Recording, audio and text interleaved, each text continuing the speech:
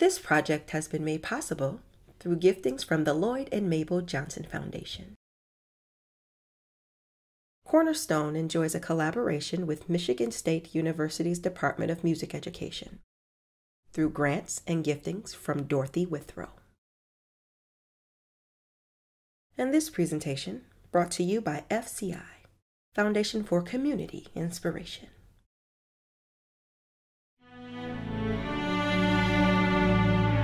It is the oddest journey, as you say, that I would end up teaching at Cornerstone and developing a program and guiding it through and maintaining it. The thing I said I would never do is what I poured my life into at this point. I started out as a violinist. I grew up in Honolulu, went to Manhattan School of Music, freelanced in New York, played in orchestras here, there, and thus. I met my husband in New Orleans Symphony. We taught at the University of Louisville and played in that orchestra. Returned to Honolulu, worked in Mexico for several years, ended up in Minneapolis, ended up here in Detroit, and I needed to teach. We needed benefits.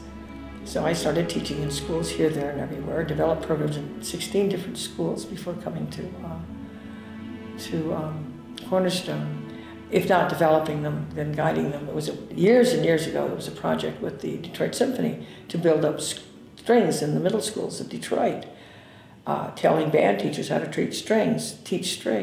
Not every band teacher wanted to teach strings. It was an exciting program. It was 8 schools a week back in those days. One thing led to another. I was teaching a wonderful program at Roper School, high school kids playing Schubert quartets.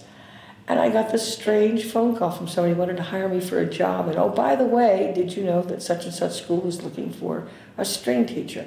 Well, no, fine, thank you, goodbye. I'll play the job. I kept being approached by this. Somebody was determined and ongoing. So I went and talked to Ernestine Sanders. And as you have met her, the most compelling and convincing woman you've ever met in your life. And we talked about what could be. We talked about blank slates. We talked about pre-K through, at that point, middle school. What if we didn't just have a little 4th grade string program? What if every child in the school developed deeply music? And not just music, but music performance with all the package that comes. What if we had a school that did that?